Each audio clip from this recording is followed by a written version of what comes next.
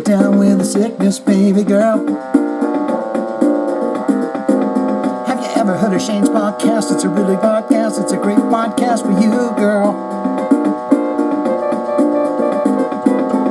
Come on, baby, let's get down. Let's get down with the sickness. Listen to Shane's podcast today. What can I say? It's heavy metal news, baby.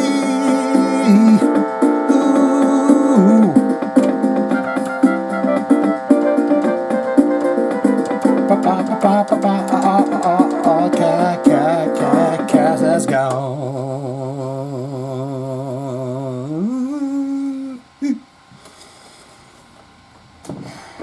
Welcome back, one and all, to another fine podcast. Let's get the elephant out of the room right now. I don't want you to look at it. I don't want you to talk to it. This thing right here, Jesus, what happened? That's it. That is unbelievable. I thought it was a bite. I've been getting bit by something at night. What do we think about pinch and pop? Do we think leave it alone, or do we think pop? I know some of you freaks out there like watching those freaking Pop the Pimple shows. It is just the grossest thing in the world, and you people love it, seeing someone get their shit squeezed. But welcome to episode 180. We're not going to bother with this anymore. We're going to forget about it and get on to the podcast. We got so many great stories coming up here to talk about, plus your comments. That's right. Allow me to explain a little something here, right at the top. This is a no request zone. Any other video that I put out on this YouTube website, whatever it is, you can put a request for a video. Here, we just talk about the last episode of Jive Talkin, so I'd love to get your feedback, and I've got your feedback from the last episode, which would have been 179, and we're at 180. Finally out of them old raggedy 70s, right? I want to wish you all the best. You guys think that David Draiman asking his beloved on stage with Disturbed to marry him would be the first story. It's not. I just put that up there as a cue. It's going to be the last story we go into before we get into your comments. Do you see what I've done there? It keeps you tantalized because we're going to watch video of him getting down on one knee. That's the way you do it. Even with them big baggy pants on. And he says, "My dear, my sweet girl, the passion you put back into my soul makes me feel alive like I've never felt before. Not the first wife, the second wife, none of it."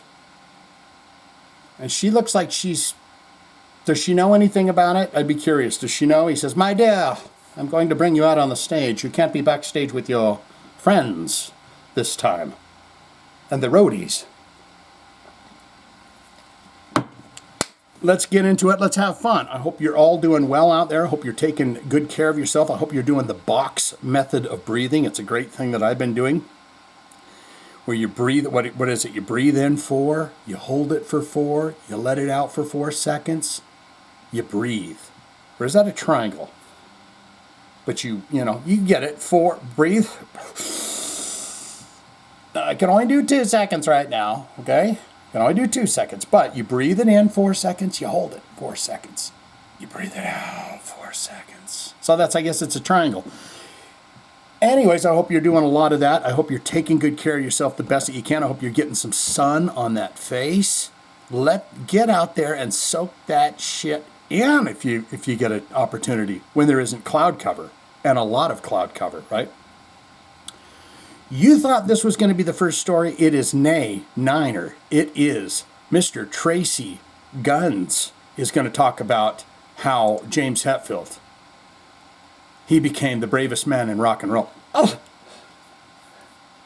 Look into these eyes, you will see. Look at those tender damn eyes. Those are the eyes. Those are the eyes that'll run in front of a moving car to grab a child. A train. And someone's decided they're going to vacuum right now. And they've been home all day. So if you can hear that, it's someone that's decided to vacuum. It's fine. It's not going to bother me at all. But those are the eyes of a man that will run and push a child from a locomotive coming down the tracks. These eyes, they're saying, I tried to get there, dude. I tried to get to the train tracks in time, but it was just a little too late. But L.A. Guns, Mr. Tracii with an I, with double eyes. He's got two eyes on his name. He's going to talk about how James Hetfield being the bravest man in rock and roll. I think what he's going to be talking about is there was a moment, and I love this. There was a moment at a Metallica concert recently in the last 3 years of them touring this M72 tour, where he said, guys, I'm feeling vulnerable up here on stage tonight. I'm feeling a bit, my anxieties are getting the best of me and stuff. I thought it was a very touching moment from a very touching man. And I think that's what Mr. Tracii Guns is going to be speaking upon. Let's get into it and welcome aboard for another fine episode of Jive Talkin with Shane Diablo. Here we go. L.A. Guns, Tracii with two eyes. Guns, Metallica's James Hetfield has ended up being the bravest man in rock. Not even the heavy metal world anymore. It's of all of rock. He's the bravest man in rock. Some might say that Rick Allen's a pretty brave guy. He lost his arm in that thing and then went on to do another 30 years behind the drum kit. But there might be a couple more, but let's find out. On a new episode of Talk Louder podcast, hosted by veteran music journalist Metal Dave Glessner. We've talked about him before. And lifelong hard rock metal vocalist Jason McMaster. Mr. Jason McMaster of Dangerous Toys, whom has, I do believe, commented on one or two of my videos. And I say welcome to you, Mr. McMasters. If there's anything we can do to make you more comfortable around here, by God, you tell us. Right, everybody? L.A. Guns guitarist Tracii Guns expressed his appreciation and respect for Metallica frontman James Hetfield. He said, as transcribed, I think James Hetfield has ended up being the bravest man in rock because I've known James musically and personally from a distance. His bedroom window is where I usually see musically and personally from a distance. But when we see each other, it's like, whoa, bro. What's up, bro? God, good to see you again. He's like, yeah. Tracii Guns, everybody. We're not good friends, but we respect each other. James Hetfield respects everyone, I think. Not to say that his respect for Tracii Guns is any less or any more. I'm just saying he respects human beings, human life. And they came to the very first L.A. Guns release party here.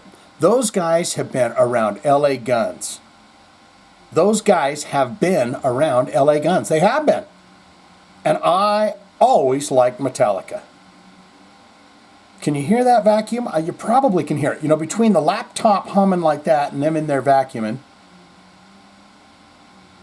I record this at 4:20. You've been home all day. If you're watching this right now, you've been home all day. I hope you're not watching this right now.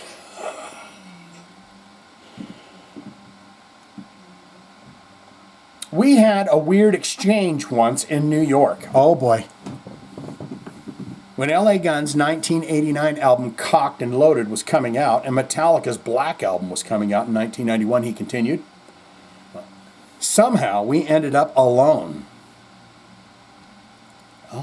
At the Scrap Bar in New York. You thought you were going to scrap. It was like a Tuesday night, and there was nothing else to do. We were both there doing press. He was doing press for his album, and I came in, and he was the only guy in there, and the bartender, so I went, hey, man. And he goes, Tracii, the G-Man Guns. And right away, I knew he was wasted. I knew he was gone. I knew he was off his tree. I've never heard that before. Off his tree. I've heard off his rocker. But isn't that for crazy? He's off his rocker. Anyways, and I have a cassette of your new album. I've got it. I bought the cassette tape of it. And he's like, you don't like Metallica? I go, yes, I do. This cassette, and I happened to bring it with me to the press junket, and I held it up and I said, this cassette right here is what? I have a cassette. No, you don't like Metallica. He said, yes, I do. This is a fucking great record, Mr. Hetfield. He goes, well, I got the Contraband record. What do you think of that, you little freak? Early fucking great record. Is that before the, he goes, well, I got the Contraband record, early 1990 supergroup featuring guns. He goes, fucking great playing. But those songs are shit, bro. Oh. I'm like, yeah, cool, man, whatever. Oh, he said your songs are shit. Tender Eyes said that. Let's read that again. I got the Contraband record in the 19 supergroup. He goes, fucking great playing, but those songs are shit, bro. I'm like, yeah, well, cool, man, whatever. And he just started getting kind of amped up, and I'm like, I'm going to talk to you later, James. You're drunk. Where are you going? He said, where are you going? I'm not going to sit here and just listen to you be mad at me. I'm not going to just sit here and listen to you be mad at me. He goes,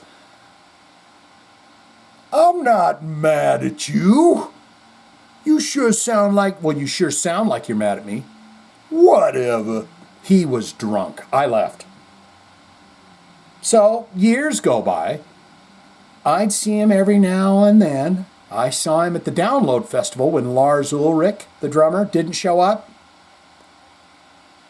And we talked a few minutes, and I saw Kirk Hammett, the guitar player, and there's always been this cool kind of vibe between me and those guys, except for that time with James. But then I saw that he opened up his heart in public. So that's when you said he's got a heart, because at the time he said all those rude things about your Contraband record. You didn't think he had a heart at all, but now,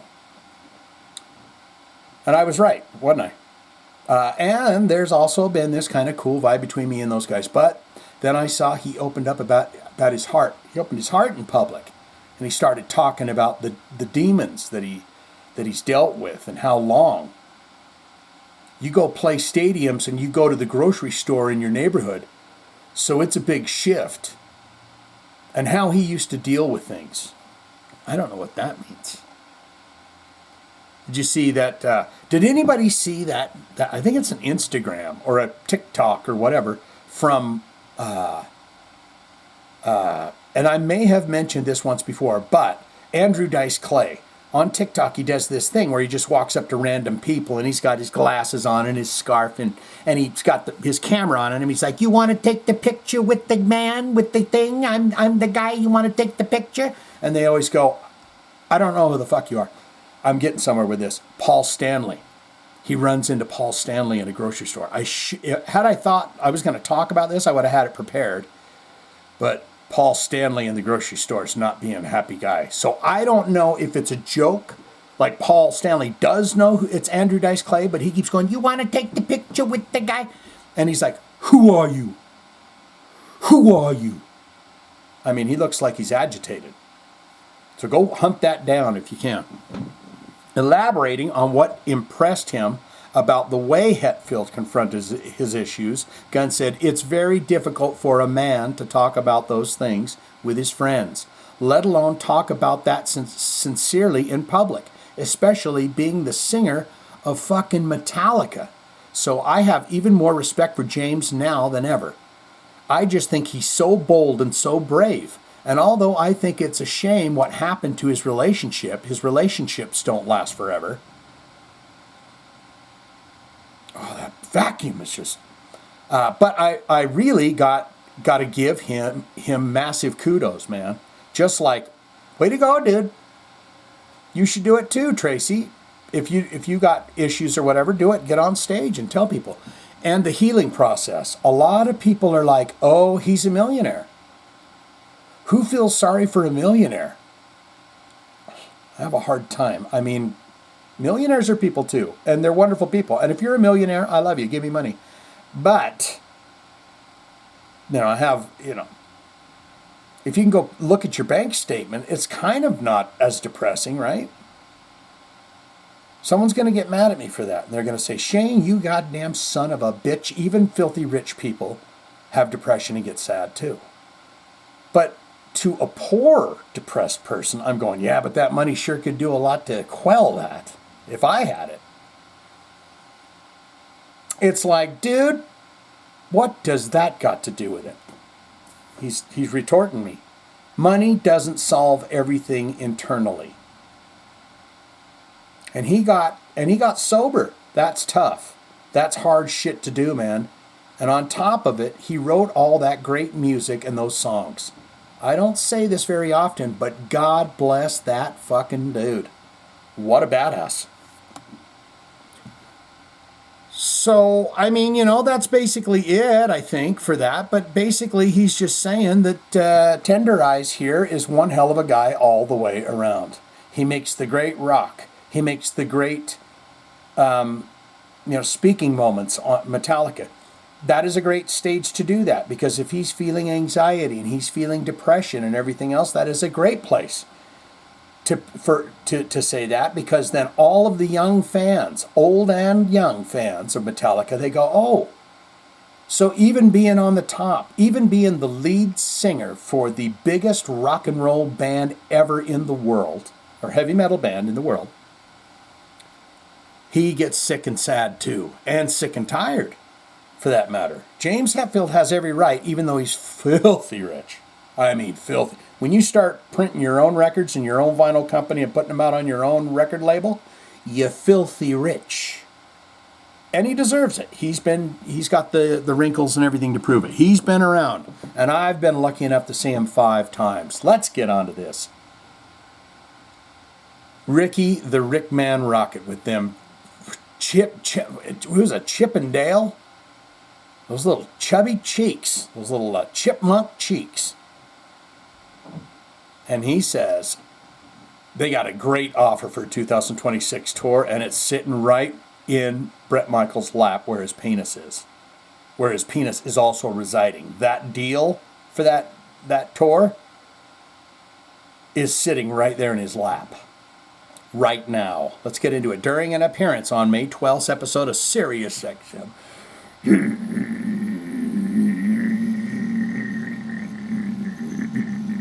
Trump Nation with Eddie Junk in the trunk. We haven't had an Eddie moment in a while, haven't we? Where you been, Eddie? Oh, well, I'm doing whatever I do every single week. I mean, really? Where's he been? He hasn't been on my radar. How's Eddie doing? Is he doing all right? Is he looking good? Is he doing all that? I hope so. Poison drummer Rikki Rockett spoke about the band's plans to return to the road in 2026 to celebrate the 40th anniversary of Poison's debut album, 1986's Look What the Cat Dragged In. Play it from beginning to end. He said, as transcribed by Indeed Blabbermouth, we are still planning on going on tour next year. We got an offer. And to be honest with you, it's in Poison frontman Bret Michaels' lap, right where his penis is right now. Honestly. So, we're good to go. And hopefully we can make a deal and do it. I think it would be a shame not to do it. Now he's transmuting. He's saying, by God, I hope Bret Michaels opens up Blabbermouth to see this. Don't screw this up, he's saying. Pick up that deal, dust it off, and sign it. That's what he wants. It's sitting in his lap right now, honestly. So we're good to go, and hopefully we can make a deal and do it. I think it would be a shame not to do it, Bret. because this is our 40th anniversary. And what did Bret Michaels say many episodes ago in that story? He said he was going to go out and he was going to party graw it up for a little bit, because he said he didn't want to do 2026 until it was the 40th anniversary for Look What the Cat Dragged In. That's what he said. The 40th anniversary, all original members were not getting any younger. We can tear it up. We've still got it. Let's do it. That's how I feel about it. All of that was straight for Bret Michaels' ears. You know, to say, don't fuck off, dude. We still need some green beans over here, too. I know you're party growing it up, and you got this, that, and the other thing, and your kick-ass Bret Michaels t-shirts and all that shit. But we need a little money on the side. My ghost hunting channel's not doing that great. Me and Rikki Rockett ghost hunting for A&E. That would be a great program. Rockett went on to say the offer, and by the way, Rikki Rockett has indeed commented on this channel before. Perhaps he'll read this story. Perhaps he'll be in next week's comments, commenting about his own stories and say, Shane, you did a very great job here. Verbatim, perfectly. Rockett went on to say that the offer he and his bandmates received was for headlining tour. We got it. And the most of the Poison members have already agreed to do it. I'm good to go, dude. So are bassist Bobby Dahl and guitarist CC DeVille. It is up to Bret at this point. He has that in his lap. And that's just being truthful. I mean, as far as I know, we're good to go. There's just hasn't been anything solid. I haven't signed anything or anything like that. But it's more than a year away, or about a year away, so we have time. But hey, with the economy, who knows? Yeah. I just want to get out there while we can. After Eddie Trunk noted, let me see here. Poison was considered by many fans to have been the highlight of the 2022 The Stadium Tour. It was Motley Crue's tour. And Def Leppard was on it. And Joan Jett, too. Rikki said, wow, I really appreciate you saying that, Eddie. Oh, for sure. We had a great run. Everybody was energetic. Everybody can play. Everybody can sing. Everybody can dance. Can they dance? We know Bret can. Who else dances? Out of all those bands, nobody. Vince ain't dancing. The only one that dances is Bret Michaels. When we get to a point where we can't do those things, then that would be the time to shut it down. We're not going to play to a track like Kiss. Now, there are some bands that play to tracks, industrial bands. Yeah, he wants to throw that in there. By the way, pause, if you don't mind. You know, I told you guys I've been on a concert kick, a concert craze. I'll tell you about two of them that I saw. Fucking Ministry. I didn't watch the whole thing, but I saw like the last 10 songs or something, 6 songs. And so it had it had all of the early Ministry songs that he's kind of redone with his grit. We did Halloween on the channel, remember? Every day's Halloween. Kick ass. And another one that just blew my socks off, if you can find it, it's a Current helmet. And they were on XEMP or something. It's like a Seattle radio station, public radio or whatever. And they always have bands come in and play live. 33 minutes. They do Milk Toast and some other stuff, but blistering. The band is amazing that Paige Hamilton's got with him. And then when they start naming off, and how long have you been around? Oh, he's been around 15 years. Oh, he's been around. I'm like, what? The drummer was killing it. The way he played, go find it. Helmet, live, it's about 35 minutes long. XEMP or something like that. Industrial bands use backing tracks and Wasp and Kiss. He didn't say that, I did. Different types of bands where what they create is impossible to replicate on stage. So I'm not cutting any of those bands down. That's what they do. But when bands like ours start to like not be able to do what we did before, and then they start making up for it by having recorded tracks, well, that I do not care for. I don't even stand for it. For our band, I don't want that to ever happen. I think it would be so obvious. We're just not built that way. And I don't think our audience would accept it, really. Respect it if we would accept it, or really respect it if we did it that way. I really don't. Wasn't Motley Crue playing the backing tracks? I mean, they gotta have some backing tracks for Def Leppard, right? You gotta have some. With all that. In response, Trunk said, well, Poison is doing it the right way, because you know how my feelings are about backing tracks. By having a keyboard player and backing vocals on stage, Will Doughty, who helps fill out the band sound when Poison performs it live, is that's what's going on. Rikki explained, when we did those early Poison records, you do a record and then you go and do the vocals. Bret does his vocal part and then we do backgrounds. So we're all standing in front of a mic, and then you can layer it. So then I want action tonight, satisfaction. Woo! A lot of that going on. And then we do the background. So we're all standing in front of a mic, and then you can layer it. I know you said that. And you can't really do that live. We tried not to paint ourselves into a corner too much when we were recording those records. And we had some people that go, well, live is live, and the studio is the studio. It's like, yeah, indeed, I hear where you're coming from. I lost my spot. It's like, yeah, but our thing's always been that we write our songs to be a soundtrack for our live show. I thought he was going to say our lives, but he don't care about our lives, does he? So we can do that a little bit because people expect a sonic level on record, a particular level. Jesus, am I already going bad?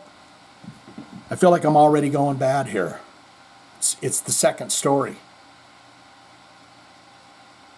We got a guy helping us out. It's fucking obvious. All right? Eddie, it's obvious we got a guy. His name's Will.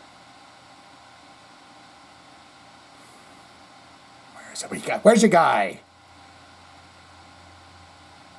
We got a guy. Where is it at? We got a guy. Will. And so with Will, it's like, right here, we've got a guy helping us out. It's fucking obvious. It's Will back there. We just saw this with David Lee Roth at the M3 festival. Oh boy, is he going to say things? He's got those background singers. Did anyone mind that they were there? I don't mind that they were there. I'll tell you what I would have minded if I was hearing backgrounds coming out of nowhere. And I'm going, where the hell did that come from? And if that's coming out of nowhere, what else is coming from out of nowhere? Cue up the Faith No More there. 'Cause you came from out of nowhere. Whoa, whoa. Wow. Wow. That's what Eddie says. Wow. What else are they doing that's pulling that kind of stuff? Is this the whole thing, and is it all an illusion? Yes, Rikki, it is. The entire thing. We are living in a 3D density. It is all an illusion. And most of the time, it isn't. But anyway, you have to rehearse a little harder to do that. You do. To be able to pull it off, to be able to sing every night. Well, you know what I heard is old Def Leppard, they all get in a half circle. All 5 of them. And they do all the, and I want, and I need, and I know. And I think Joe Elliott doesn't put all of his pipe into it, put all of his energy, but they're all there in the round, and they're doing the backup vocal. 30 minutes to curtain time, Def Leppard. They say, hold on. I thought we fucking told you that when you come in, you tell us 10 minutes, because when you pipe in like that, you're right in the middle of us doing our warm-up vocal exercises. You got me? So that's a thing you can do too, Rikki. I'm just saying. Last December, Michaels told... All right, let's see. Now, you're going to say, my God, Shane is great with heavy metal news, for one. Because I think he's going to say he wants to hold off. He wants to party garage. Last December, Michaels told Ethan Demetrius about Poison's 2026 touring plan. So here's the deal. I go through 25. We're doing a bunch of these big festivals with my solo band, Party Grop Band. So I'm doing a bunch of those. And then 2026, CC and Bobby, they're going to pick up that phone and talk to me. And Rikki, I'm here because of them. Because of us having each other's back in the beginning. Through the middle right now. And it'll be 4 years since we toured, since the stadium tour together. And we're just hoping to make this absolutely 40 awesome dates. And just putting everything as we do. Putting every ounce of energy on the stage and just bringing an absolute body. I love it. I watched that interview, I told you guys about it, with him and Steve-O. And he was just a wonderful delight of a person. Poison just goes out there. And I say this, the stadium tour, I was so grateful to be on it. And I just hit that thrust and I couldn't stop. I told him, I said, I can't stop smiling right now. My cheeks hurt from smiling. It's ridiculous. And we just went out there and we played real live music. We don't mess around. We just give it. Thrills and frills and good times. I love him. Speaking specifically about DeVille's skills as a guitar player, he said, man, I kid you not. And I get it. Poison had some good parties and some good times and some highs and lows. That's what you go through as a human being and as a musician. But CC and Bobby and Rikki, I like to put myself in there. I like to put myself in there in a nice little burrito blanket with them. It feels so good. You can't believe how 4 bodies are under the blankets. It's so warm. And that guy, CC DeVille, he can play. And CC up there, his tribute on the stadium tour to Eddie Van Halen, who was a friend and he loved. I thought it was not only engaging, but it was really sincere. He wasn't doing it just to throw it away. He really means it. I'm getting choked up, this guy. He's a sweetheart. Maybe I need some of my drink here. I know you guys are just aching to get to that David Draiman video, aren't you? That she had no clue of. She's like, but you never let me get up by the stage before. You always say, Dad, please return to your chambers. We're 10 minutes out from getting down with the sickness. Please return to your chambers. And now all of a sudden you get to get out on stage with him. Something good's about to happen, hon. Something really good. And when exactly, how long do you have to be married before you get the divorce and get a lot of it? I wouldn't mind doing one of those. Marrying some regal old lady and, just loving her, until she passes. And if you're a really good boy, she leaves you something. Is that a bad thing? In September 2024, Bret told Arizona Republic about Poison's plans to do it in 2020. Yeah, that will be incredible. All right, we're done with that. Alice Cooper. Blow me socks off. He's got the old band back together for a brand new album. This guy is 80 years old, and there is no sign of him slowing down. Don't you see, kids, worshiping the devil does help.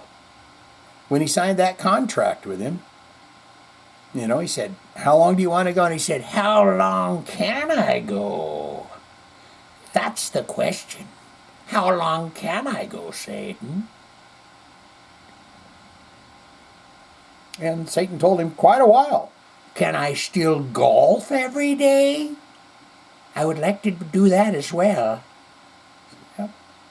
Alice Cooper explains how he reunited surviving original members of his band for a brand new studio album. And he's got a lot of song ideas.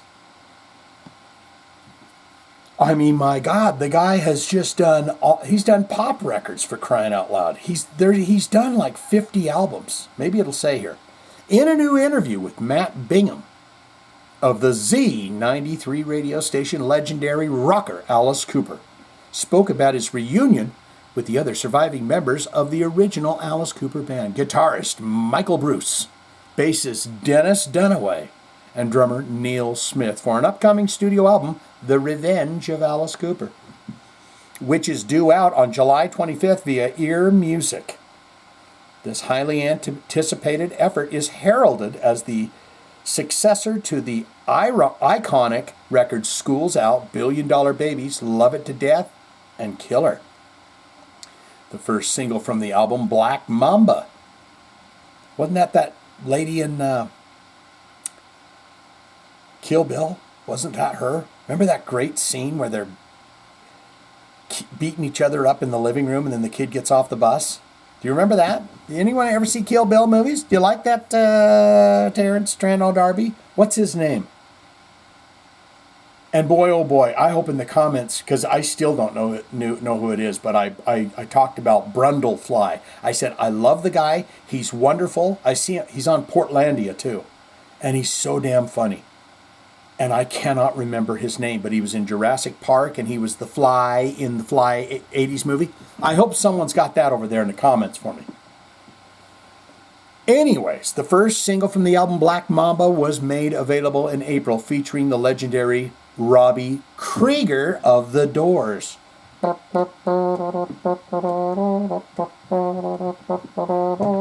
on, come on, come on, come on, now touch me, babe. Can't you see that I am not afraid? Is that the only song from The Doors that doesn't feature Robbie Krieger on it? I think it's trumpets and stuff. Sorry, guys. Here we go. Regarding how the reunion with the other original members of the Alice Cooper band came about, Alice told Z93, as transcribed by the blah, blah, blah. Well, the funny thing was, when we disbanded in 74, that was not like a divorce. That was a separation. And we all stayed in touch with each other. Everybody did their own music. Dennis worked a lot with Blue Oyster Cult. Have you ever heard of their music? Don't Fear the Reaper, Need More Cowbell. And things like that, and so on. And the last 4 Alice Cooper albums, they played on 2 or 3 of the songs. And I just said, hold on a minute. Why don't we just do an album? And longtime Alice Cooper producer Bob Ezrin, whom did the Kiss records too, yes, yes. Even the bad ones, like The Elder. See, someone will come and want to slap my bare cheeks for saying The Elder's bad. But Bob Ezrin did do that too. And I believe he was fully loaded on cocaine at the time. And Bob Ezrin said, I'll do it. He did all the original ones with us. And the great thing was, it felt like no time had gone past us. This album sounds like the album that should have come out right after Billion Dollar Babies. We didn't try to make it sound like the 70s. We didn't try to make it sound like anything. It was just exactly what would have happened in 1975 show. I'm really proud of this album. It's just really clever album. If you were to ask him, what are you not proud of? Because I kind of like all those bizarre ones that he put out, like Dada and, Clones and all of that. So I would be curious what Alice Cooper thinks is shit that he's put out. Asked by Mr. Bingham. Let me ask you something. Was there a deja vu feeling surrounding this recording session? That's a good one. Considering that all the musicians and the producer had previously worked together more than 50 years earlier, Mr. Alice, could you tell us about that?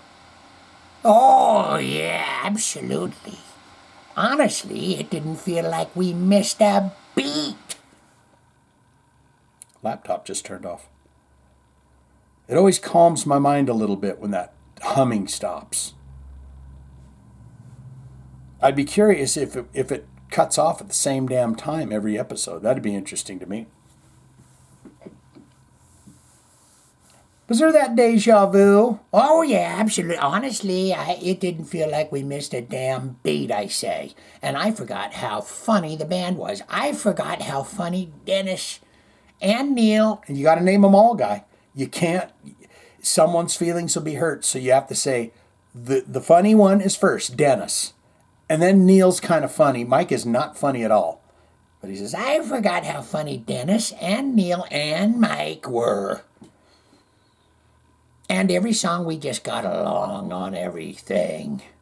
There was no argument about any songs. Everybody was just let's try this. Oh, let's try that. Let's try this. In the end, we agreed to everything. It sounded great. Now we did have the luxury of going to different lead guitar players because Glenn Buxton, our original lead guitar player, passed away. So Robbie the Robman Krieger played on Black Mamba and a couple other songs. And so we had a bunch of different lead players on it. In a very, truly special moment, The Revenge of Alice Cooper features a posthumous appearance by Buxton, the original Alice Cooper guitarist, who passed away in 1997 through an unreleased recording that seamlessly blends the past with the present on What Happened to You, featuring his original guitar part. I love when they do that. When they find little nuggets. I don't know, we want to go into, we want to go into what Glenn Buxton meant to the whole thing? Guys, I'm going to ask if anyone would like to speak up now. We can go into that section. I'll have a drink of this, wait for your replies. Okay, we're moving on to King Diamond then. And then, yes, indeed, we're going to get to the proposal. King Diamond. You either love him or hate him. Well, and that's another thing I'll tell you. I watched a concert from just about 2 years ago, and King Diamond sounds spot on to this day, and you can tell he's not using backing tracks.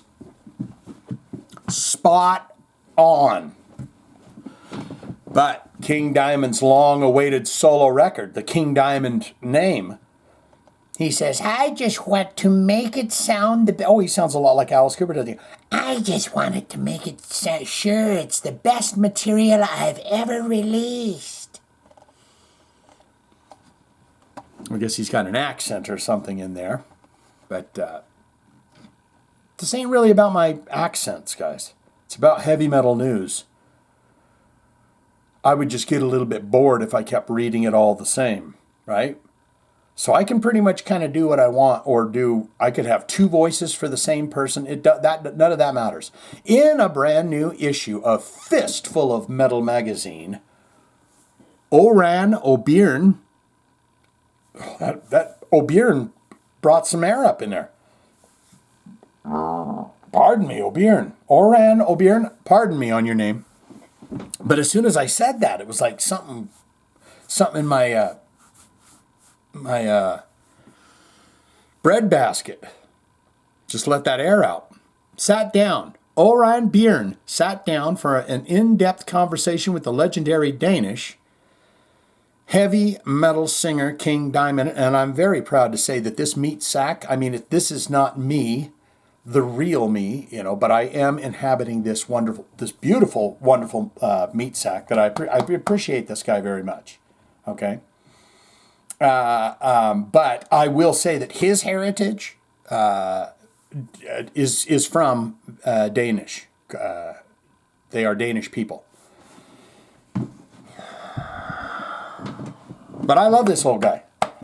I think he's great. I hope he keeps on a ticking for another 40 years at least.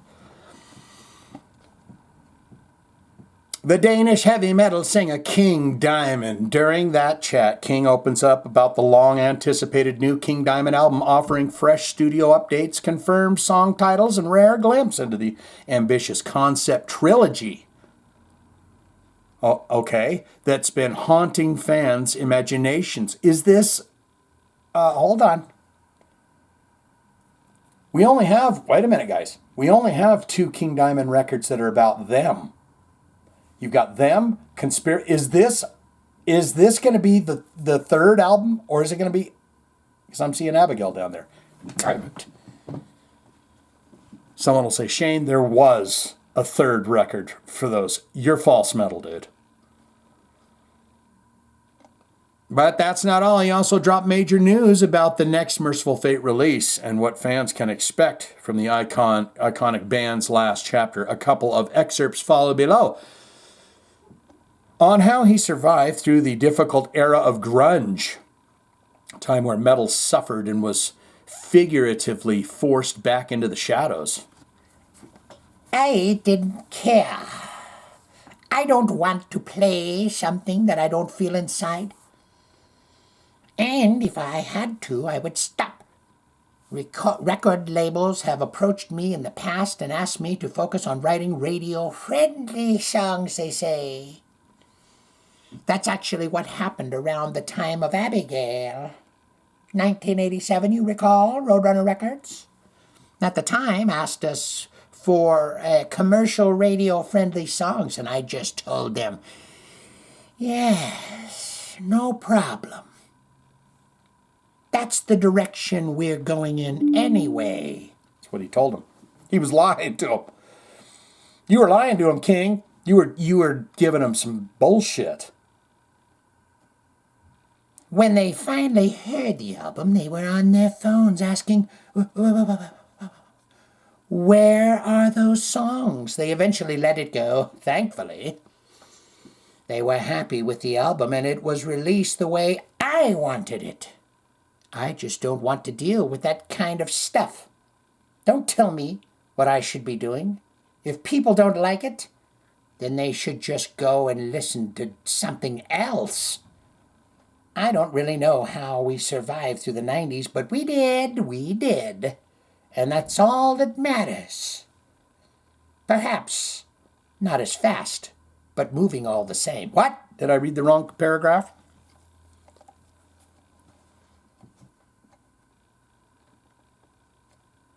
But we did. That's all that matters. It was like we were on some back road to a highway system.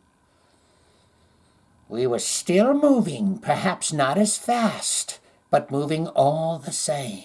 Sometimes a good rhythm. What is it? The turtle in the can't be a turtle in the snail, right?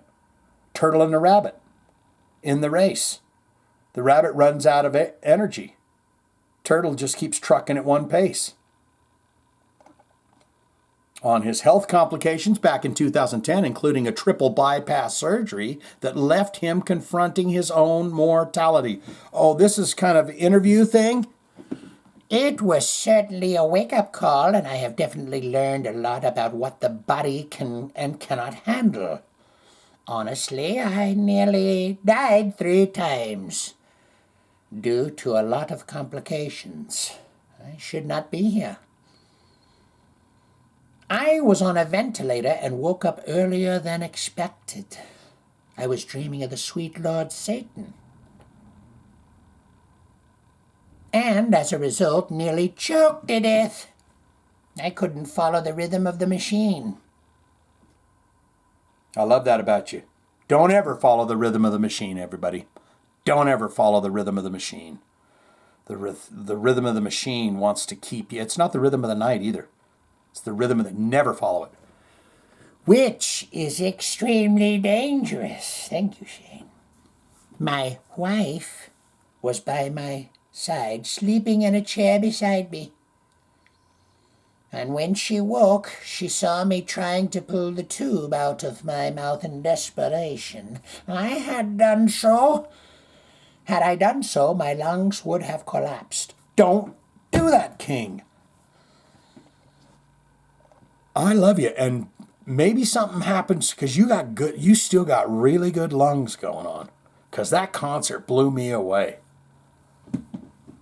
It was well shot too. I think it was at the no, it wasn't at the Hammersmith, was it? On the long-awaited new King Diamond album. Finally, guys, we're here. We're going to get through this, then we get on to Draiman, and then we get on to your comments. On the long-awaited King Diamond album. Well, for starters, the original name that we had picked out. Oh, yes. And this must be the concert that I watched, guys. It must have been even more recent because it was called St. Lucifer's Hospital 1920. It was on the side of he brought out a glass coffin on stage, and that was on the side of it. So this guy is humming, sounding great, and it's even less time than what I was saying I watched that concert. Well, for starters, the original name that we had picked was The Institute. However, that has now changed to St. Lucifer's Hospital 1920. It's a weird name. Since the start of the U.S. tour, there very well may be a track on the album called The Institute. We were supposed to release the album this year, and in fact the album was supposed to be completely finished prior to the live shows, but I just want to make sure that it's the best material I've ever released right now. Right now, we are gearing up to film the next video for the single Lobotomy. Gotta have a song called Lobotomy, right? Laptop agrees with me. Which will definitely be released later this year. Other songs, would you like to know some of the other titles and such from the new record that would be coming out? Oh, I absolutely would. Thank you for blessing us with that. Well, there's tracks called Under the Surface, The Institute, which I told you there might be one of those, and now I've decided it has. It is going to be a song called The Institute on the record. There's going to be one called The Nun. There's going to be one called Faceless. And of course, Spider Lily, which you've seen already, the video, and Shane has done on his channel, indeed. Yes. Oh, he's going to name some more. There's another track, which I'm not sure is going to be on the album yet, called Deep in the Darkness, 1920. What? King, Mr. Diamond. You're calling the record St. Lucifer Hospital 1920. You can't have a song called Deep in the Darkness 1920 and not put it on the dang record, do it. Andy LaRocque. Oh, okay. I was prejudging, because I was going to say Andy LaRocque wrote that song, and he said, "You ain't getting your biscuits buttered, pal. It's not going to make it on the record." Let's find out. Deep in the Darkness, 1920, Andy LaRocque, King Diamond guitarist, has been working on at least 5 tracks, one of which has a monster chorus. Yeah, of course, because Andy writes the music. How silly would that be for me to think that King Diamond writes any of the music? He doesn't. And Andy LaRocque's been with him the whole time, yes?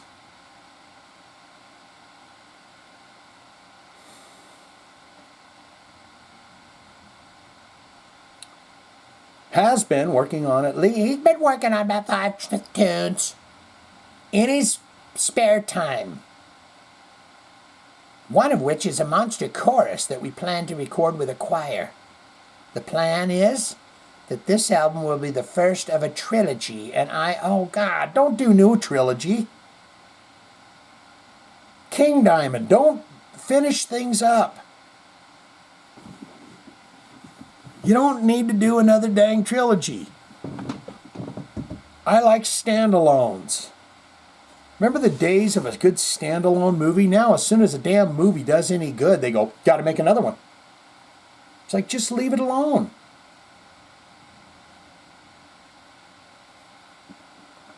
Oh, let's give Fist of Metal a plug here. All right, what does he say? He says, the plan is that we're going to release the first of a trilogy of albums that I shall be doing, regardless of anything that Shane may have to say about it. But and I already have all 3 album titles.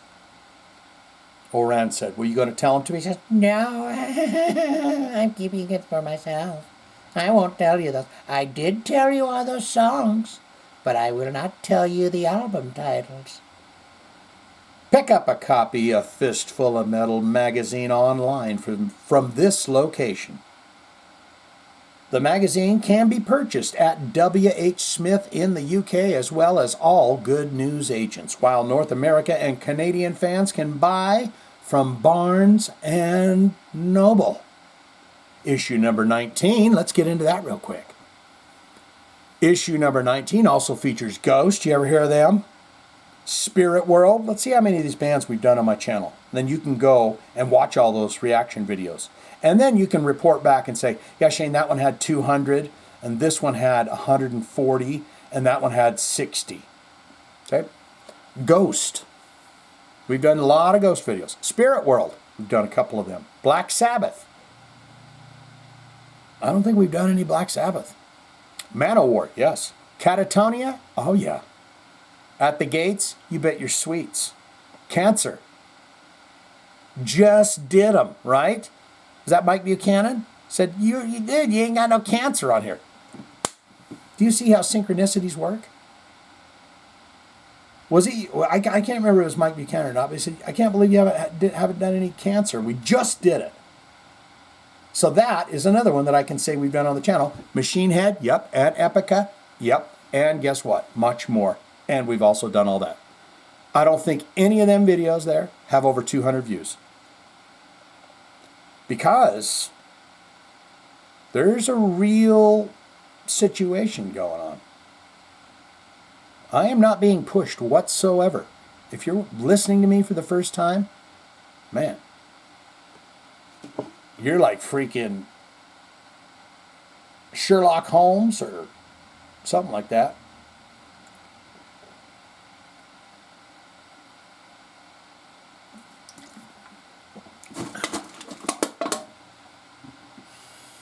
In a recent interview with Guitar World, LaRocque spoke about King Diamond's forthcoming horror trilogy, part 1 of which is titled Saint Lucifer's Hospital 1920. Asked about his previous comments that the new King Diamond song would be in some form a return to the band's earliest record, and he said, it's mainly to get that organic sound back. Where everything doesn't have to be placed perfectly in time, or even the pitch. There's got to be some rock and roll to it. If you listen to an album that's totally perfect, it's get boring. And to me, it gets very boring. We wanted to make an album that where it's a bit more alive, like it was in the 80s. We were trying to avoid the stiffness of albums of the 90s ones there in the 2000s. Really, we're just trying to loosen it up a little bit, relax. Let the shoulders relax, let the legs relax, let the body relax. And then again, we also had to talk about the going back to the roots. We want to relax, but we want to get back to the roots with the songwriting. And some parts are going to be the Fatal Portrait and Abigail when it comes to the riffing styles. But it's also going to be totally different from what you ever heard in your whole lives from us before. As for possible timeline for the next King Diamond album, well, Andy said we're going to do some festivals in Europe and this summer, so everything has to be recorded and done before we do that. That's it for sure. We are still working on some other stuff that we have. It's going to be 8 or 9 songs and the album, I believe. Well, then he gave us about, King Diamond gave us about 6, 7 of them titles. Last December, King Diamond released a new single called Spider Lily, and indeed Shane did do it as a reaction on his channel. It was the first time mixing collaboration with Arthur Rizk. Oh, Jesus, that name did it too. O'Brien and Rizk. It just does something in my solar plexus. Who also mastered the track. The music and lyrics were written by frontman Mr. KD. No, not K.D. Lang. King Diamond. The official reaction video to Spider Lily can be found on Shane Diablo's channel, which was directed by My Good Eye Visuals. Yeah. Although you cannot see Shane's reaction below, you can watch the original video, if you so choose. My dear. Oh, my sweet angel, it is time for David Draiman to propose to his beloved. My love, there is no other place I felt I could show you the true passion of my love in my heart than in front of 20,000 adoring fans. It will be a wonderful clickbait for the internet, for a solid, well, it's not even a news cycle. But, my dear, in your beautiful miniskirt Levi dress, very free-spirited looking, isn't she? She's not a girl. I mean, she probably does a little bit of the cosmetic work on the face and stuff, those hair extensions.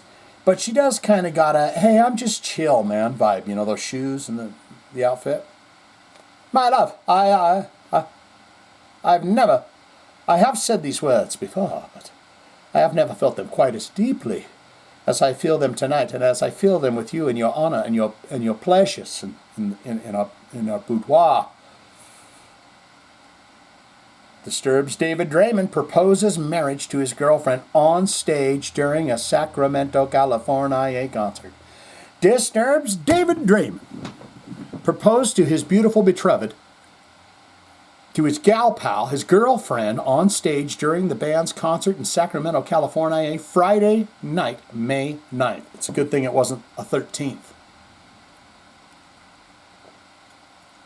You know, May 9 is way far away from 13. There's not even any rubbing on it.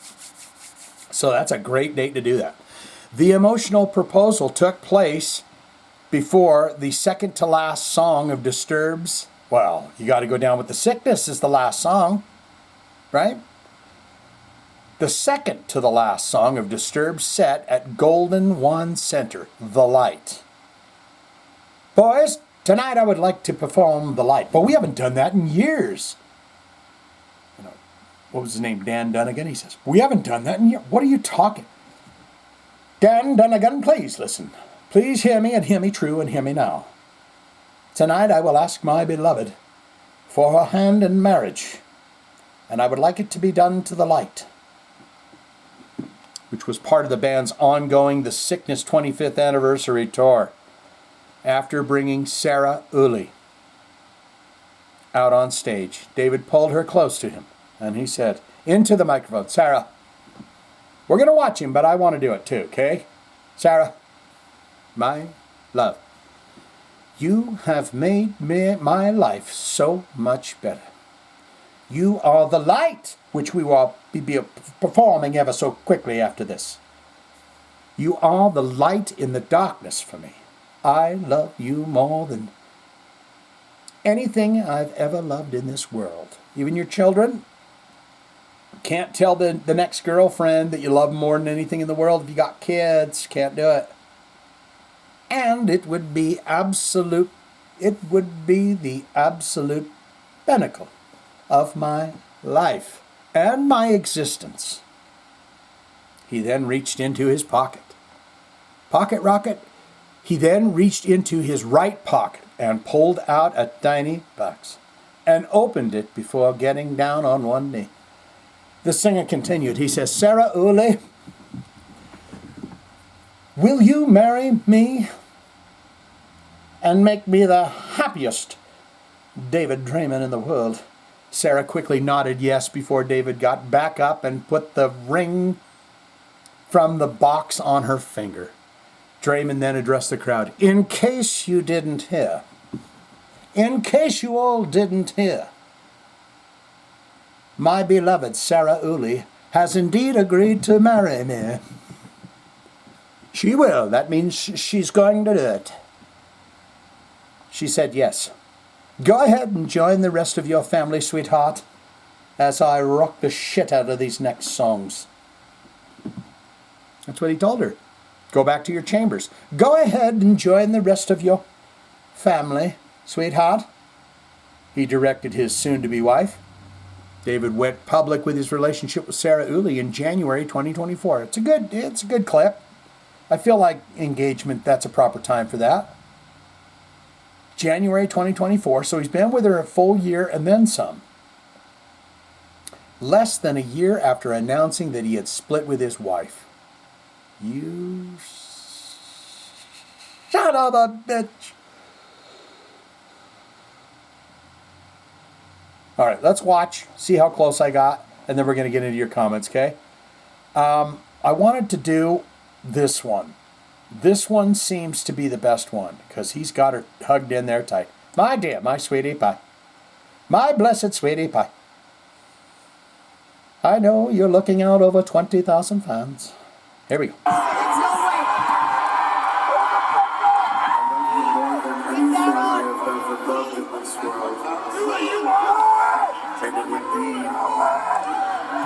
They're freaking out more than the Disturbed songs. Pinnacle of my life and my existence. Get the fuck on! The Dre's gonna do it, dude!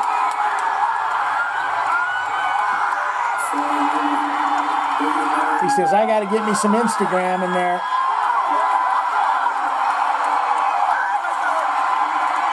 She's attractive. I mean, she's got a good figure. I love it.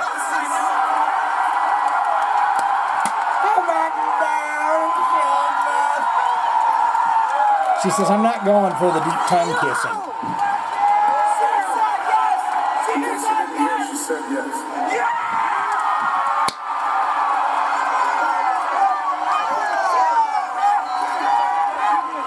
Go be with your family, beloved.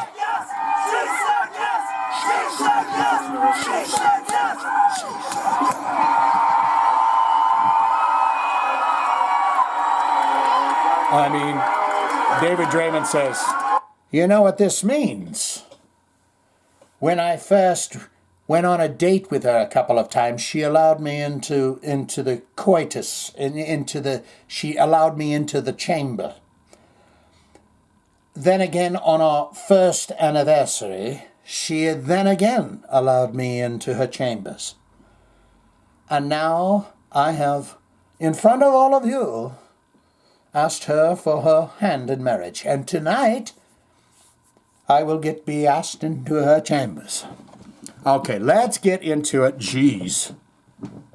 Do I gotta go wee-wee?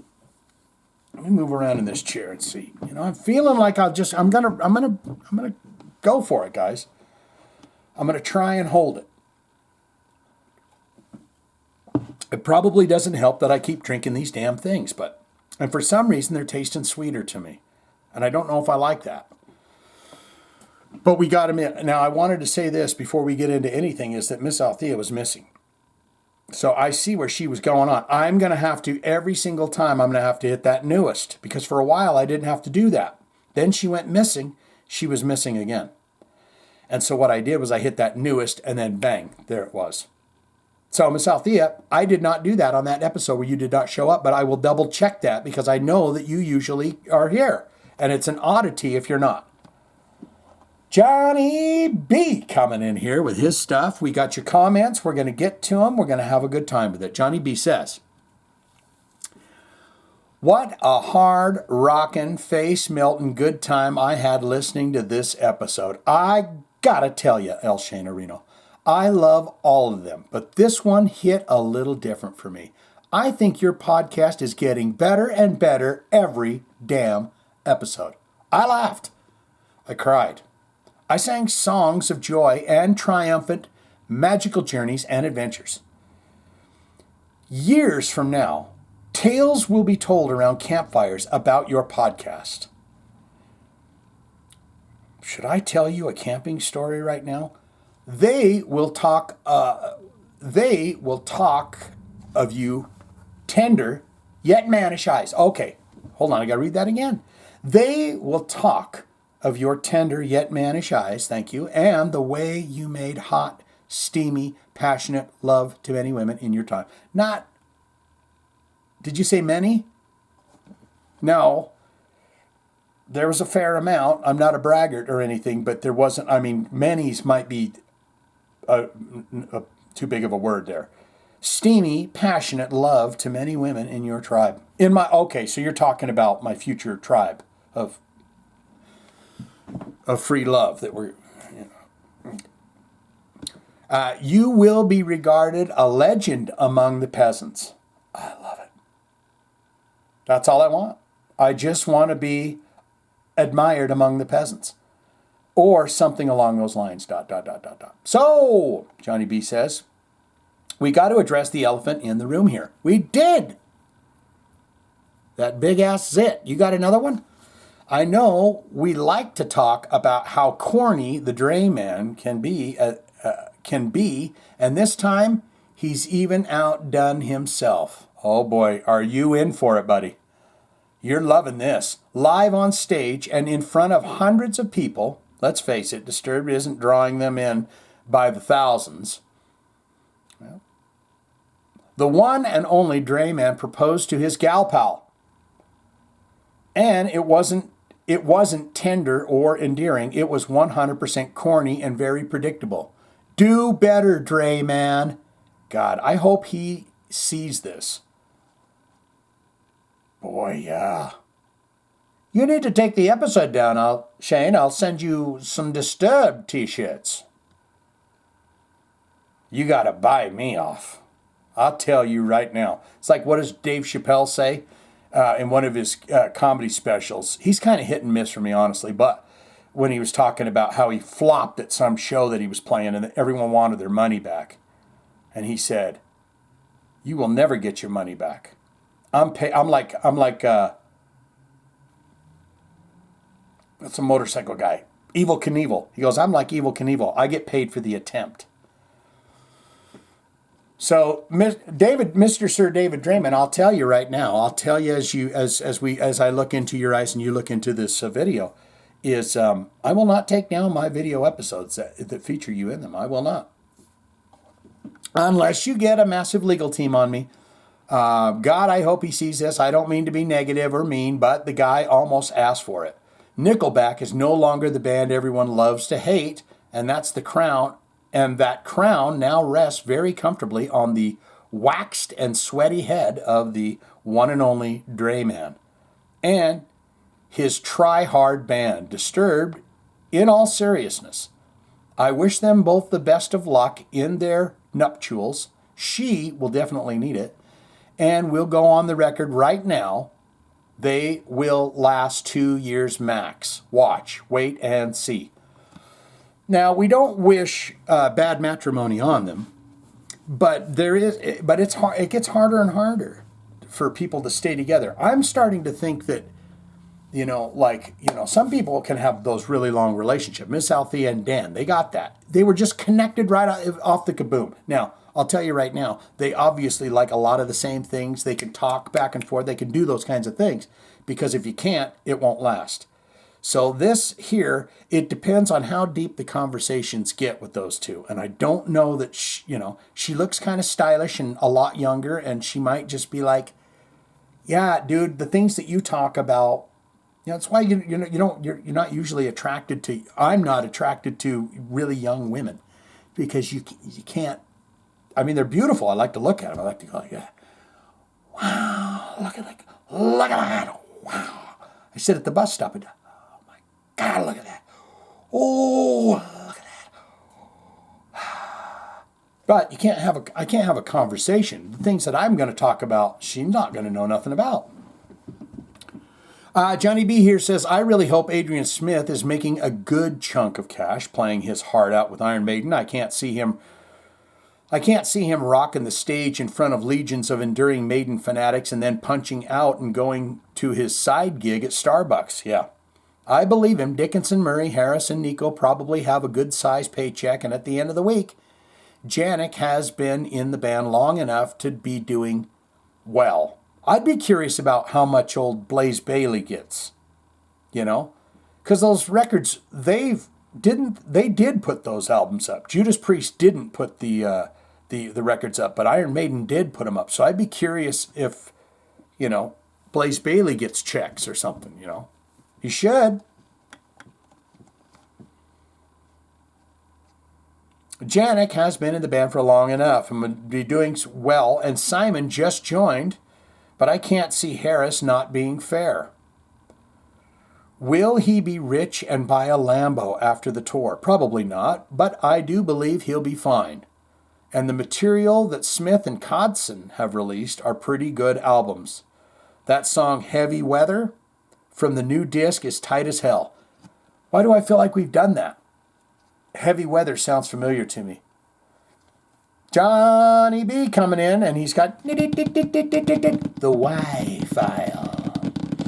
If you're tuning in for this little segment, talking aliens, talking extra. I don't like the word alien. Talking extraterrestrial and all things like that. And I have seen the Booga Ball, or whatever it's called, because I saw Booga right there. The Y-File from Johnny B here. So this week I'd like to go over the orb that was recovered in Booga, Colombia. This orb was seen darting around in the sky and then crashed to the earth, leaving a 2-foot deep crater. It's currently being studied and tested, and it's been found to have no welds or joints. It's leaving experts confused about its origin and who could have made it. What really got me was the fact that the local people say they see them all the time and that it's nothing new. I'm telling you what, man, a lot of them old Indian cultures too, they talk about the same thing. The wise angels that are going to come back when it's time for humans to wake up. That kind of stuff. I see it and I just go, man. There are a lot of people calling BS. I have to agree that it's awfully odd that if it was a genuine UAP UFO, that the Colombian government hasn't seized it and tried covering it up. They might be completely out of the loop, though, on any kind of secret government goodies, like whatever's going on in these, these dark sectors or whatever. Maybe Colombia's not part of the team. So they're just like, and maybe they see them so often, they're just like, yeah, what do you, we got a whole fucking back area of the police department of them. What do you want me to do? Just throw that one in there too? I'll be keeping my eye on this story and will report back. In the meantime, if you are interested, just do a quick AI prompt like Boogosphere Orb, and you'll get all the facts. I no longer use Google due to them being biased and report those who pay them the most first, and I now rely on ChatGPT. That's where everyone's going. Or Grok. I don't know what that is, But I'm a bit nervous to do the Chat GPT, and it's just because, you know, how I am talking. I don't want my Chat GPT to be psychotic. I want it to be smart and teach me things, not be a smart ass.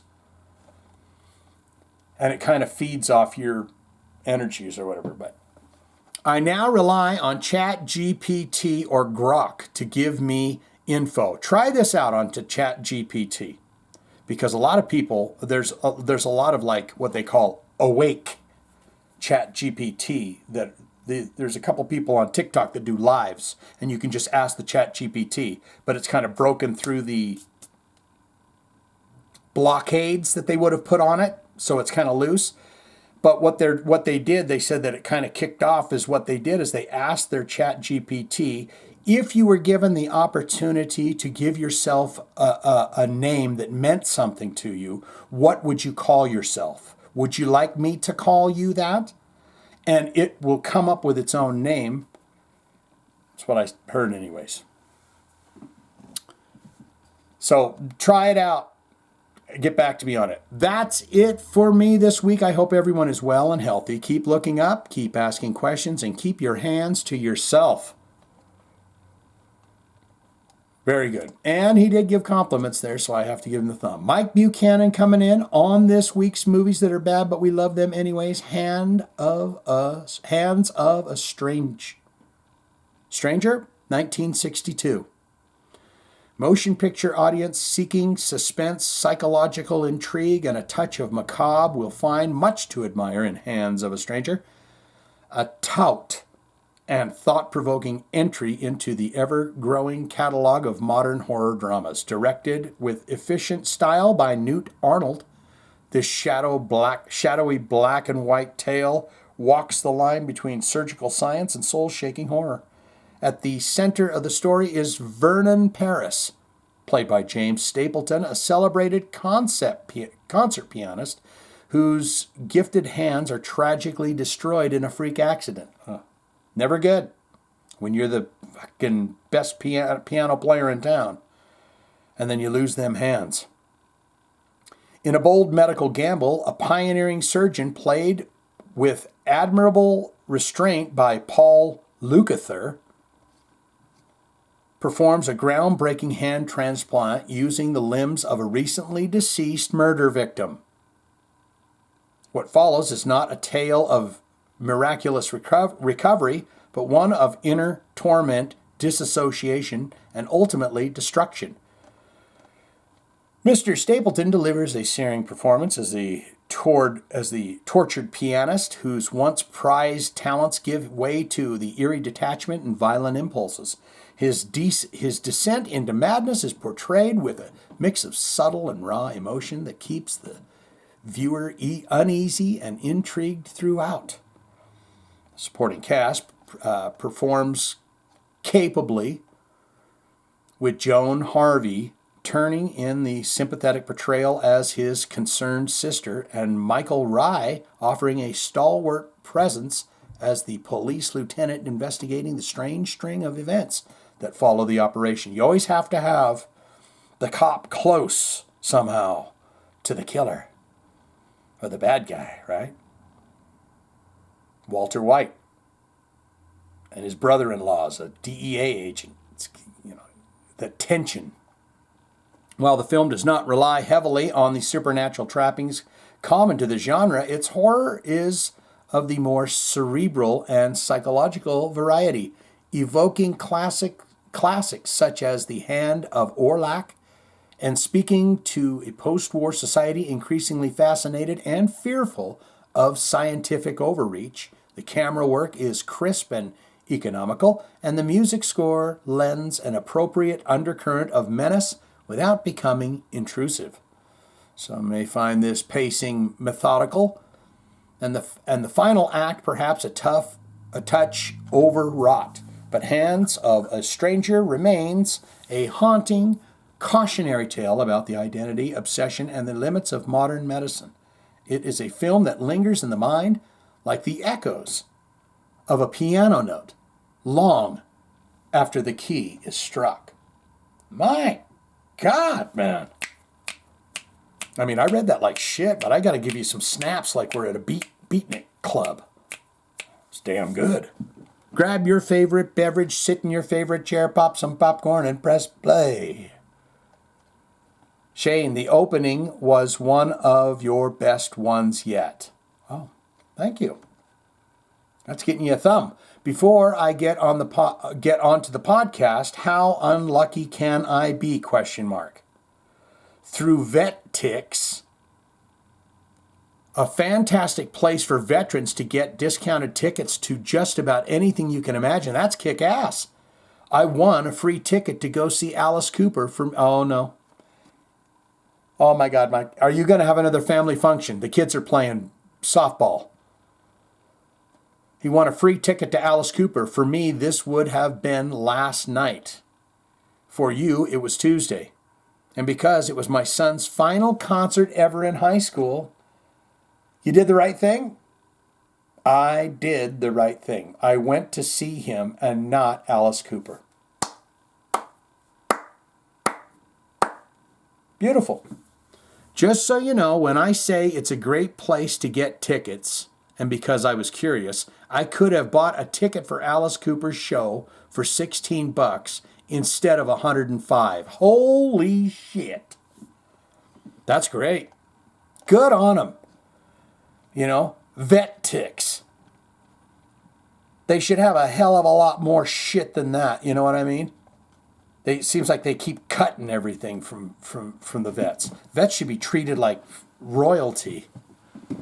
There shouldn't be a want in the world. You just imagine, if you will. Let me take you into a horror field, if you don't mind.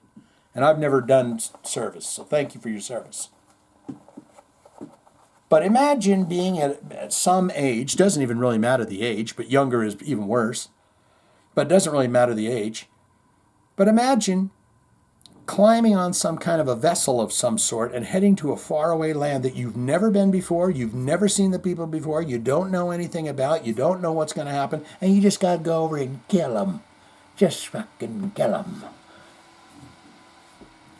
You know, they didn't ask for that. They didn't go over there. They did it because they're protecting what they think is the country. So they go over there and they do the things that are asked of them. They should come back here and they should be treated like royalty. It's my thoughts on it anyways. So Vet Tix is a great start, but we got a long way to go. On to the podcast. Chris Adler. Mike Buchanan on Chris Adler. What kind of person fires someone via email? Some kind of coward is what I say. Have some balls and do it face to face. Not being a doctor, but I think Brian Setzer suffered from musician's dystonia for a spell recently. Okay, so what he's talking about is Chris Adler mentioned that he had the dystonia. Brian Setzer is Stray Cats guy. And what else was I going to say about this? Do it face to face. Okay, I'm going to tell you a story. And I'm pretty sure I haven't told this story before, but I'm going to tell you about when I was a young lad in a band called Fatal Cause, and we had to fire a guitar player. And I'd never seen this done before. I think I have mentioned another guitar player we had to fire, and I laid on the couch. Goodbye to Romance from Ozzy was on. And I had my face in the couch while the other guys fired him. And I was just going, because I couldn't do it. But this story is, this guy, he'd been in the band a little while, but he wasn't participating. You know, when you're writing a song, they all kind of gather around the drums, and he would be over in the corner, and he's working on a guitar solo. And just let me know when you got the song and where my solo's going, kind of one of those things. And we all had the talk. We said he's got to go. So you practice in a rehearsal space. You got to all be down there so the guy can get his stuff out. And I just decide I'm going to duck down behind my drums and start working on these pedals that I haven't worked. I need to get these pedals fixed that I've neglected for years. So guitar player says, hey, so-and-so, we've talked and you're not going to be in the band anymore. And this guy, he went person to person, and I was the last one. I know how you feel about it. Goes to the bass player. How do you feel about it? Boom, boom, boom, doom, doo, doo, doo, doo. Yeah, I think you should go. Singer. I know how he feels about it. I know how he feels about it. But how do you feel about it? I mean, he's doing this shit. And the singer's like, oh yeah, baby, baby, baby, get your shit out. He didn't sing that good though. And then it comes to me, and I'm down behind the drums. Oh God, this screw came out. I don't know what happened here, but I've got to get this screw back in. I know how he feels and how he feels and how he feels. Now this is a kid that I grew up with, so I was, I probably knew him better than everybody else in the band. And all I could bring myself to do is just poke my head up and go, yeah, I think so, and get back to it. So that's just a little fun story about that. So I guess where I was going with that is when,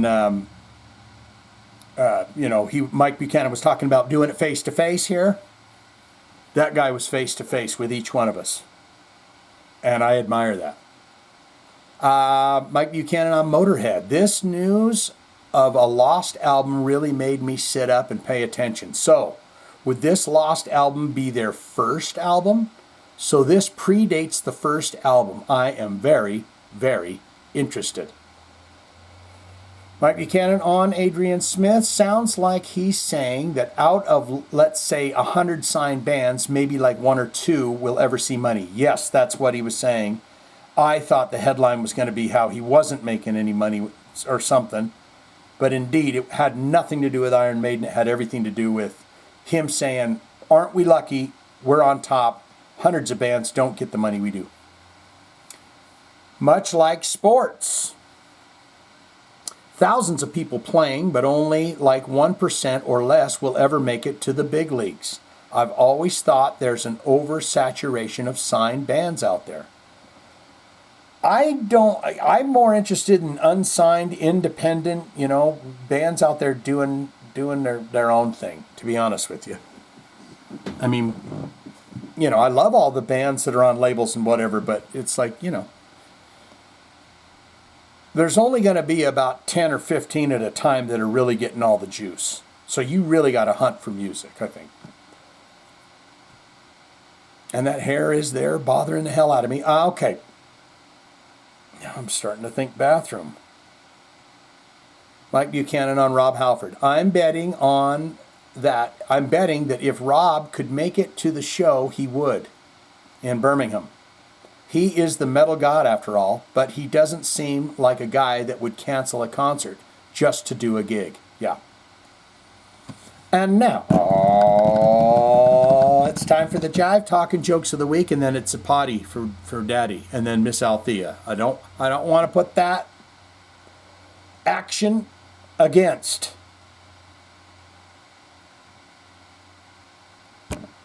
And now, Jive Talkin jokes of the week. What do you call a reluctant potato? A hesitator.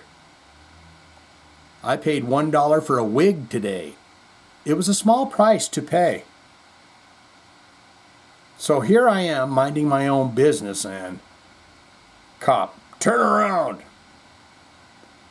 Every now and then I get a little bit lonely.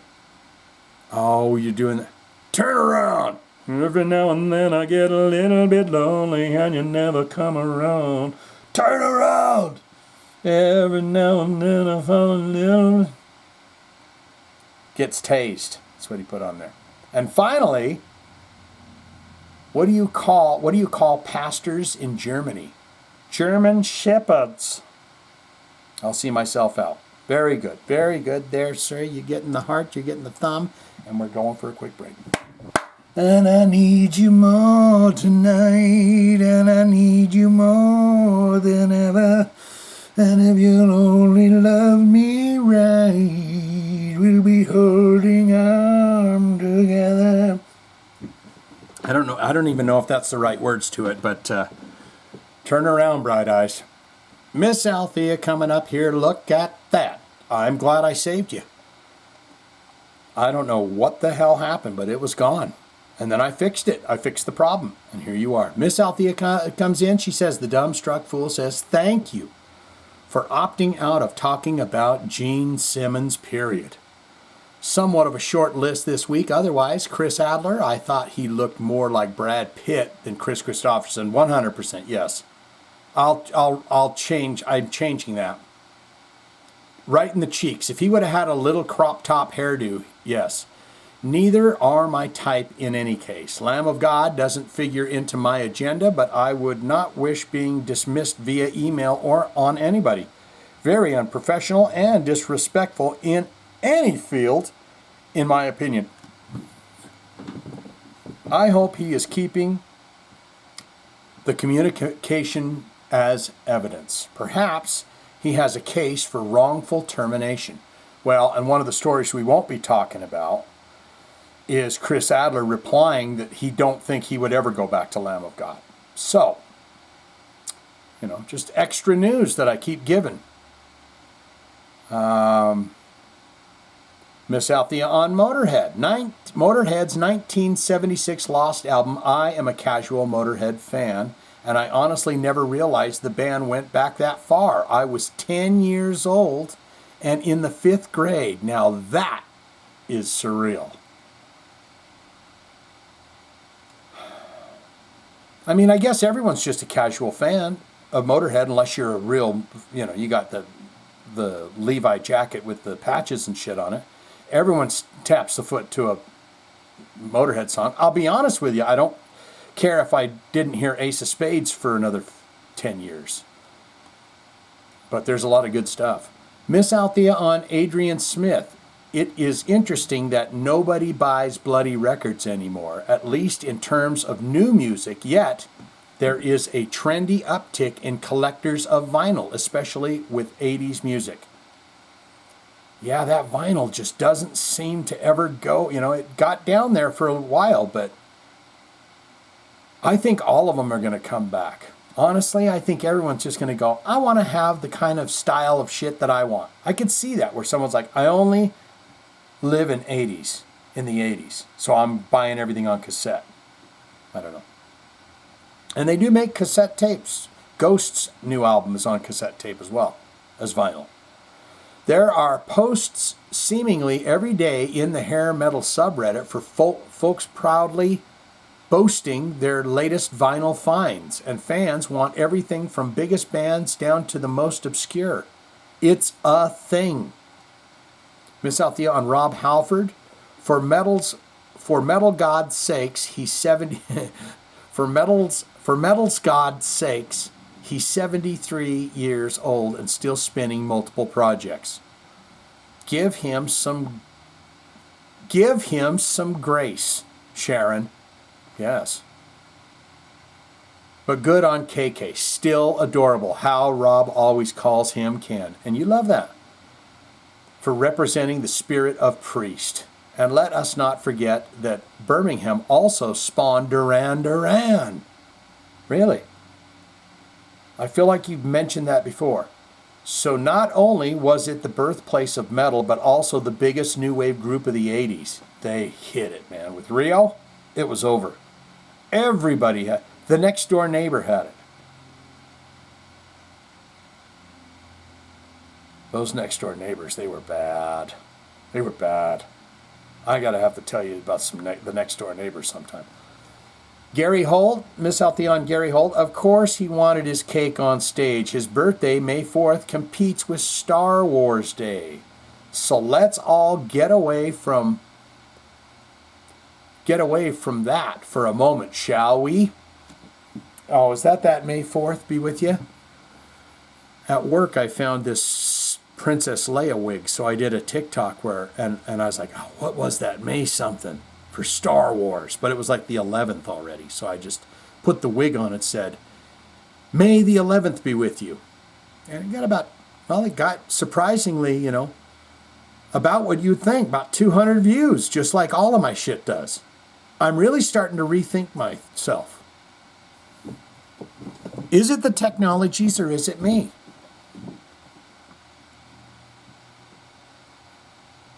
All right, and she's calling it out. She's saying, keeping it bitchy. It's thumbs and it's thumbs and hearts all the way around. Big Tone coming in. We got a couple more. We got Faces K down there. But right now it's Big Tone. Says getting fired by email is a total Bush League move. It reeks of classlessness. Thumbs down to those clowns. I believe the fruit machine. Oh, yes. He was talking about. Yeah, he's going to explain it here. I believe the fruit machines they're referring to are the slot machines. Oh, that Lemmy was famously, you funzanoon, you. Don't you damn remember that he was enamored with those fruity machines? The slot machines that Lemmy was famously enamored with. He was often seen at the Rainbow in his final days sitting at the slot machine with a cold one, shaking hands, kissing babies, with the one-armed bandit, engaging anyone that had the stones to approach him for a chat. This is true. This is true story because a bunch of these knuckleheads that I used to know that thought they were going to head out to L.A. to make it big. When they got there, said, we got to go to the Rainbow, dude, because I heard Motorhead Lemmy hangs out there. And sure as shit, they did. They got their picture taken. And they love to show everybody that. Because, of course, their dreams failed in Los Angeles, so they came back. But they had that photo. They hung it on the wall and they showed everybody. We met Lemmy.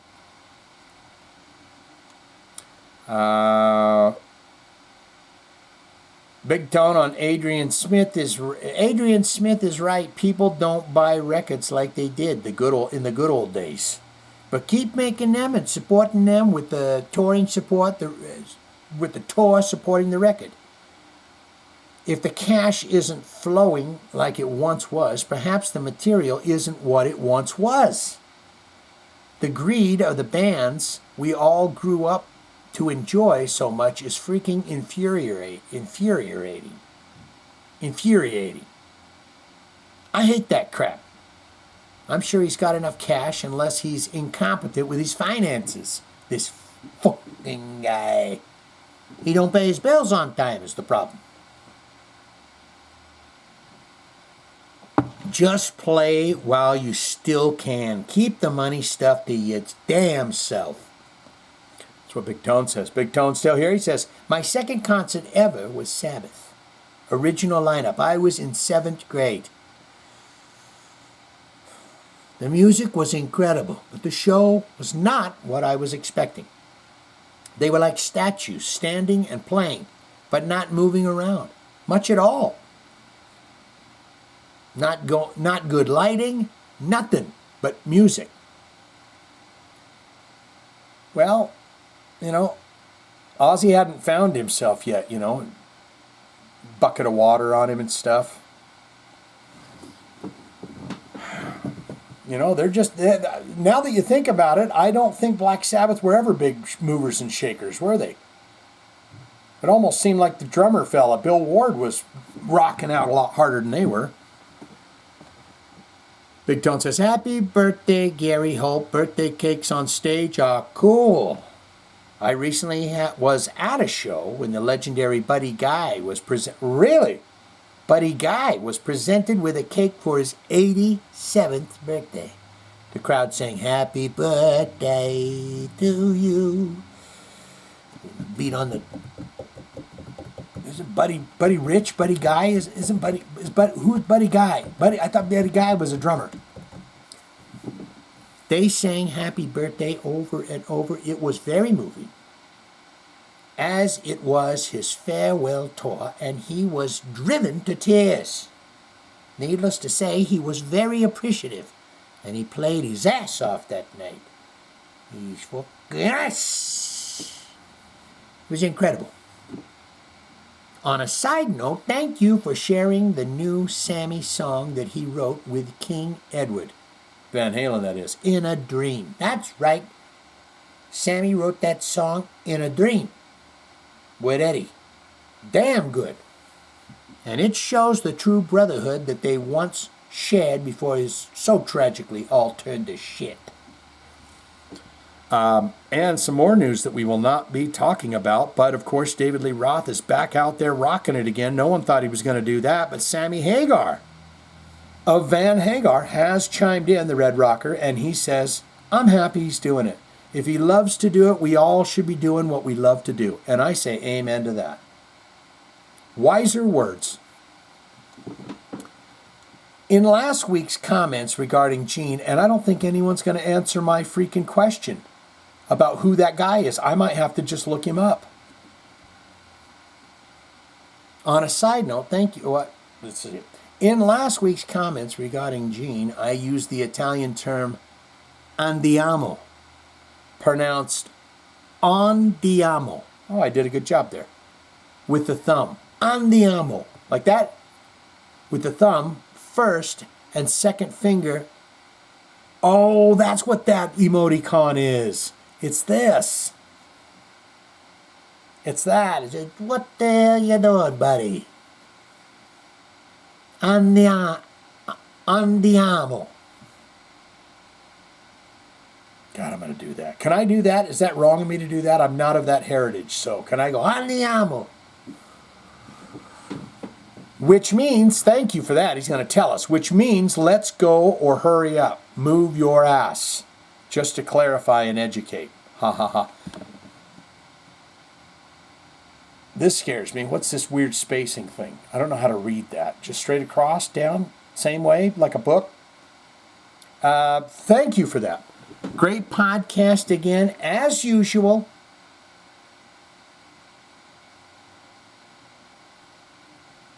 I hope everyone is doing well and healing up nicely.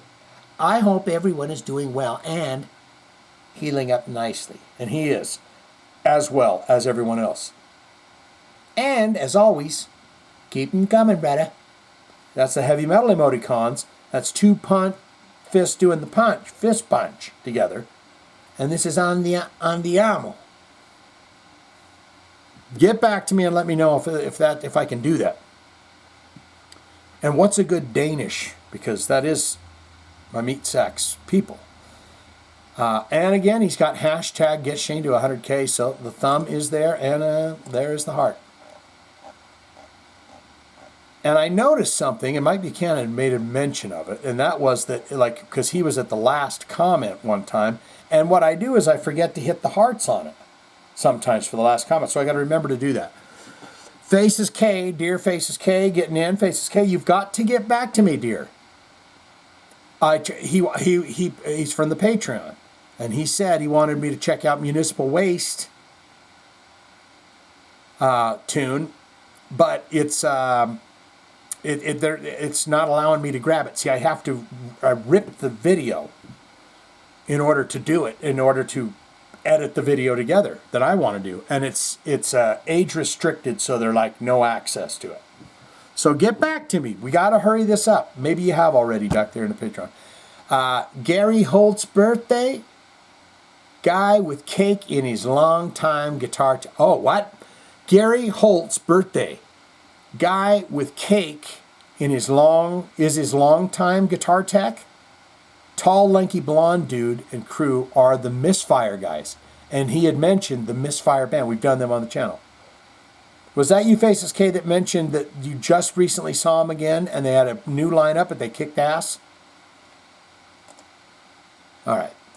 And Sticky Doll ending off this thing. It's 6 o'clock. Hell, I don't know when we started. Is these things getting longer?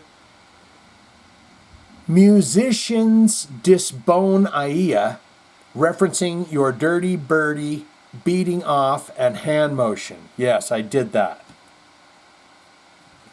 You cock-a-doodie, a la Kathy Bates' Misery, 1990. Yes. Boy, that's a creepy movie. She was very creepy in that, wasn't she? You cock-a-doodie. Oh, man. It really was misery to watch that. What she does to that poor man. Anyways, that's it. Wishing you all the best out there. I want you to get out there and seize the day. Breathe deep. Take a little time for yourself. You know, you don't always have to be doing everything for everybody else. Take a little time for yourself, okay? Just like I do. I want to get a tune, man. I just...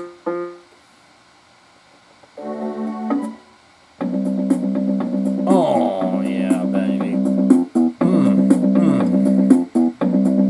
Get a good tone.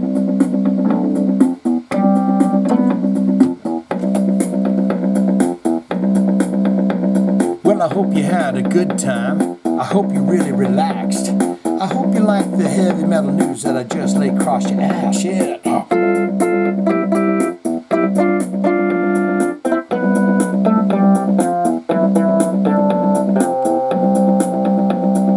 Have a good time, enjoy the podcast. Have a good time and enjoy it next week.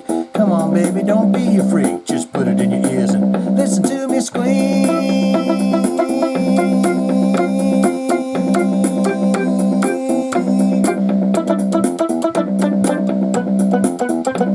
Oh, that's a good technique. Jive Talkin with Shane D. Get your motherfucking